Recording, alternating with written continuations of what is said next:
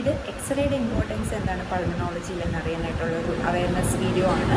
അപ്പോൾ മിക്ക പേഷ്യൻസിനും chest infection അല്ലെങ്കിൽ ശ്വാസം മുട്ടൽ അല്ലെങ്കിൽ ചെസ്റ്റ് പെയിൻ അങ്ങനെ എന്ത് ചെസ്റ്റ് സംബന്ധമായിട്ടുള്ള ലങ് സംബന്ധമായിട്ടുള്ള എന്ത് അസുഖം വരുന്നതും അതായത് നമ്മളുടെ ബേസിക് ഇൻവെസ്റ്റിഗേഷനാണ് ചെസ്റ്റ് എക്സ്റേ.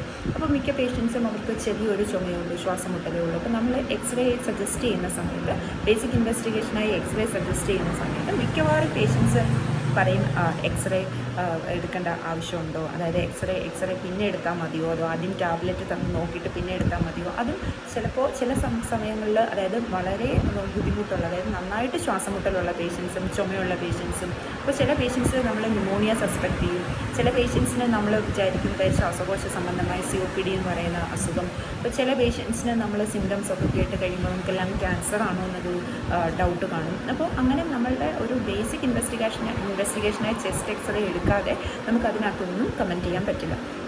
അപ്പോൾ മിക്ക പേഷ്യൻസും അത് ഡിനൈ ചെയ്യും. ചെസ്റ്റ് എക്സ്റേ എടുക്കാമെന്ന് പറയുമ്പോഴത്തേക്കിനും മിക്ക പേഷ്യൻസും ഡിനൈ ചെയ്യും. അപ്പോൾ അവർക്കതിൻ്റെ ഇമ്പോർട്ടൻസ് അറിയില്ല.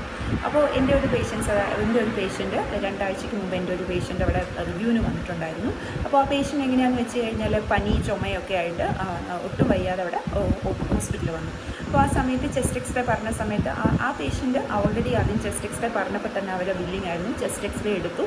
അപ്പോൾ അതായത് ഒരു ലീഷൻ പോലെ കണ്ടു. അതിനകത്ത് ഒരു ചെറിയ ന്യൂമോണിയ ചേഞ്ചസും ഉണ്ടായിരുന്നു. അങ്ങനെ പേഷ്യൻറ്റിനെ അഡ്മിറ്റാക്കി. അപ്പോൾ അഡ്മിറ്റാക്കി ആൻറ്റിബയോട്ടിക്സ് ഒക്കെ സ്റ്റാർട്ട് ചെയ്തു. അത് കഴിഞ്ഞ് പേഷ്യൻറ്റ് ഡിസ്ചാർജ് ആവുന്ന ദിവസം ഒരു പ്രാവശ്യം കൂടി എക്സ്റേ റിപ്പീറ്റ് ചെയ്തു. അപ്പോൾ ആ ന്യൂമോണിയ ചേഞ്ചസ് ഉണ്ടായിരുന്ന ആ ഒരു ഭാഗത്ത് തന്നെ ആ ലീഷൻ നേരത്തെ ഉണ്ടായിരുന്ന ഒരു മാസ് പോലെ ഇരിക്കുന്ന ഒരു ലീഷൻ അതുപോലെ തന്നെ ഒരു ചേഞ്ച് ഇല്ലാതെ അതുപോലെ തന്നെ ഇരുന്നത്. അതായത് ആൻറ്റിബയോട്ടിക്സ് കൊടുത്തപ്പോൾ ന്യൂമോണിയയുടെ ചേഞ്ചസ് ഒക്കെ മാറി, ന്യൂമോണിയയുടെ വന്നിട്ടുള്ള കൺസോൾട്ടേഷൻ എന്ന് പറയും, അങ്ങനെയുള്ള എക്സ്റേ ചേഞ്ചസ് ഒക്കെ മാറി ഒരു മാസ് പോലത്തെ ഉള്ളൊരു ലീഷൻ കാണുകയും അങ്ങനെ അവരോട് CT എടുക്കാനായിട്ട് പറയുകയും ചെയ്തു. അപ്പോൾ അങ്ങനെ CT എടുത്തപ്പോഴാണ് അങ്ങനെ ആ പേഷ്യൻറ്റിന് ആ സമയത്ത് ഇൻഫെക്ഷൻ വന്നതെന്നല്ലാതെ വേറെ നേരത്തെ ഒരു ബുദ്ധിമുട്ടും പേഷ്യൻറ്റില്ല. ചെറിയൊരു ശ്വാസം മുട്ടൽ ഇടയ്ക്കൊക്കെ വരും. വളരെ യങ് പേഷ്യൻ്റാണ്, 45 വയസ്സേ ഉള്ളൂ. വേറെ പേഷ്യൻ്റ് ഫീമെയിൽ പേഷ്യൻ്റാണ്. വേറെ ഹിസ്റ്ററി ഒന്നുമില്ല, പോസിറ്റീവ് ഹിസ്റ്ററി ഒന്നുമില്ല, കോവിഡ് പോലും വന്നിട്ടില്ല. അങ്ങനെ CT എടുത്ത സമയത്ത് അതിനകത്തൊരു മാസ്, അതായത് തൈമോമ എന്ന് പറഞ്ഞിട്ട് അങ്ങനെ ഒരു മാസ് അതിനകത്ത് കണ്ടുപിടിക്കുകയും പിന്നീട് ആ പേഷ്യൻ്റ് അവിടെ അതായത് കാർഡിയോതൊറാസിക് ഡിപ്പാർട്ട്മെൻറ്റിൽ വെച്ചിട്ട് സർജറി ചെയ്യുകയും അങ്ങനെ ബയോപ്സിയിലെ തൈമോമയാണെന്ന് വരികയും ചെയ്തു.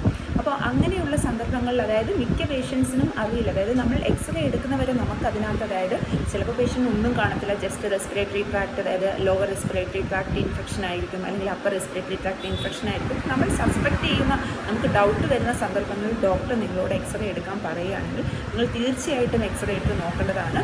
അതിപ്പം സ്ഥിര പൂറായിട്ടുള്ള പേഷ്യൻസ് ഒക്കെ ആണെങ്കിൽ എക്സ്റേ എടുക്കാനായിട്ട് അവർക്ക് അഫോർഡ് ചെയ്യാൻ പറ്റില്ല. എന്നിരുന്നാലും നിങ്ങളെക്കൊണ്ട് പറ്റുന്ന പോലെ മാക്സിമം ഡോക്ടർ പറയുന്ന സമയത്ത് എക്സ്റേ എടുക്കാനായിട്ടുള്ള അതായത് നിങ്ങൾ അതിൻ്റെ ഒരു വില്ലിങ്നെസ് കാണിക്കേണ്ടതാണ്. അപ്പം മിക്കപ്പോഴും നമ്മൾ എക്സ്റേ എടുക്കാതെ ഇരുന്ന് കഴിഞ്ഞാൽ നമുക്കൊരു ഏർലി സ്റ്റേജിൽ കണ്ടുപിടിക്കാൻ പറ്റുന്ന അസുഖങ്ങൾ വളരെ അതായത് പ്രോഗ്രസ് ചെയ്തിട്ട് മാത്രമേ നമുക്ക് ആ എക്സ്റേ എടുത്തിട്ട് പിന്നീട് മാത്രമേ കണ്ടുപിടിക്കാൻ പറ്റുള്ളൂ. ആദ്യം ബുദ്ധിമുട്ട് വരുന്ന സമയത്ത് കണ്ടുപിടിച്ചില്ല എന്നുണ്ടെങ്കിൽ പിന്നീട് കുറേ നാൾ കഴിഞ്ഞിട്ട് നിങ്ങൾക്ക് വലിയൊരു ബുദ്ധിമുട്ട് വരുമ്പോഴായിരിക്കും എക്സ്റേ എടുത്തിട്ട് നിങ്ങൾക്കത് കണ്ടുപിടിക്കാനായിട്ട് സാധിക്കത്തുള്ളൂ.